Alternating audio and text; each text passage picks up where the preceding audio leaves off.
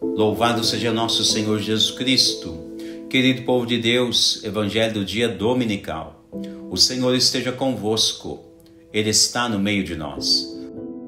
Proclamação do Evangelho de Jesus Cristo segundo Mateus.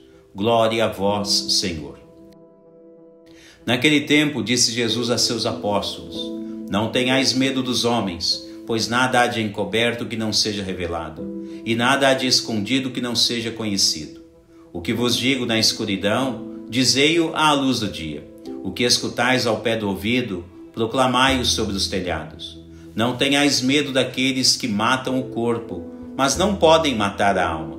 Pelo contrário, temei aquele que pode destruir a alma e o corpo no inferno. Não se vendem 2 pardais por algumas moedas? No entanto, nenhum deles cai no chão sem o consentimento do vosso Pai. Quanto a vós, até os cabelos da vossa cabeça estão contados. Não tenhais medo, vós valeis mais do que muitos pardais. Portanto, todo aquele que se declarar a meu favor diante dos homens, também eu me declararei em favor dele diante do meu Pai que está nos céus.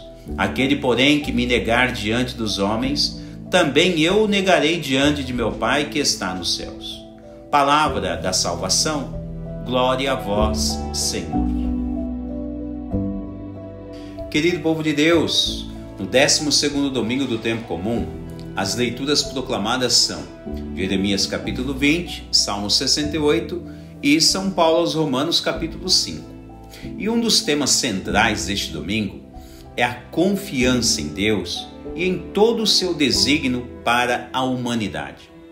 A primeira leitura ressalta a presença de Deus ao lado de todos aqueles que são seus.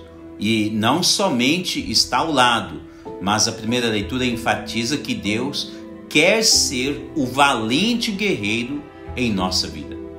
O Evangelho coloca em questão a batalha espiritual entre o medo e a morte, ou o medo e a coragem. Quando nós lemos essa máxima: Não temais aqueles que matam o corpo, mas nada podem fazer contra a alma. Ora, estas são algumas premissas as quais poderíamos refletir por longos momentos e pensar seriamente.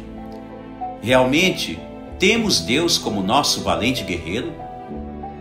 Ou podemos também abordar a questão da alma e do corpo ao ler a pequenina missiva do Evangelho de hoje, que diz respeito à morte do corpo e à sobrevivência da alma.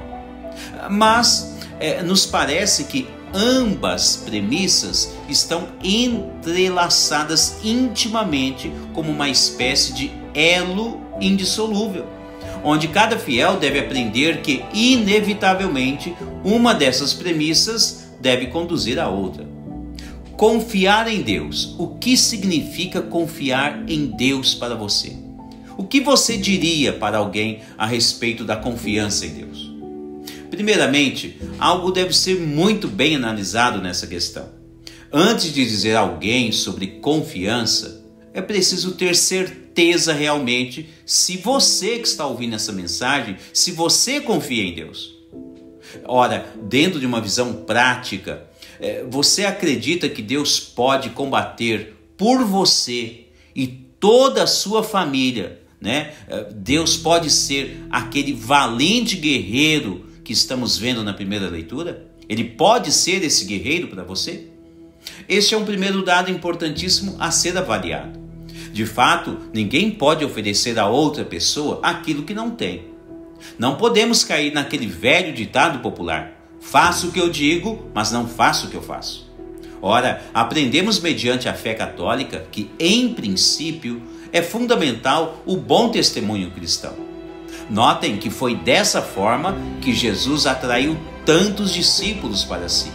E após isso, os apóstolos também aprenderam que testemunhar a fé que se professa é algo que deve estar enraizado na vida cristã de quem quer ser um bom discípulo. Aliás, em uma outra passagem bíblica, Jesus diz a um jovem rico assim: vai, vende todos os seus bens e siga-me.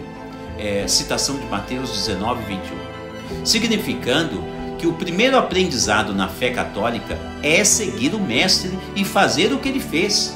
Ou seja, Jesus, antes de anunciar o reino de Deus, ele deu testemunho daquilo o que ele sempre anunciou e acreditou. Viver testemunhando a fé que se professa é uma forma magistral de aprender a confiar em Deus e deixá-lo ser o nosso valente guerreiro. De fato, é diante desta confiabilidade em Deus que deveremos enfrentar as contrariedades deste mundo, o qual, diga-se de passagem, o mundo presente é a antiga serpente que reina como príncipe de muitas pessoas pagãs que não querem acreditar ou aceitar que Jesus é o Filho de Deus. De fato, a segunda leitura de hoje ressalta que o pecado entrou neste mundo e reinou até a chegada de Cristo. Quem trouxe o pecado para este mundo? A antiga serpente. Desobedeceu a Deus e trouxe com ela o pecado e a morte. Agora, na prática da vida religiosa, o pecado e a morte perdem a sua força quando os fiéis se unem à mensagem e também à própria pessoa de Jesus Cristo. São Paulo enfatiza na segunda leitura que Jesus é maior do que a própria morte. E é por isso que Jesus diz que ninguém deve temer aqueles que podem matar o corpo, mas não podem matar a alma. Uma citação hoje que nós vemos no Evangelho. Jesus então está nos assegurando que ele tem as chaves da vida e da morte.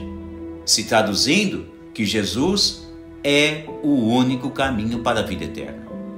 São João Crisóstomo, na Catena Áurea, diz assim: depois que Jesus tirou o medo da morte da alma dos apóstolos, a fim de que não pensassem que fossem abandonados por Deus, Jesus ainda retoma o seu discurso sobre a providência de Deus, ensinando-os que Deus, sendo um valente guerreiro na vida deles, nunca os abandonará.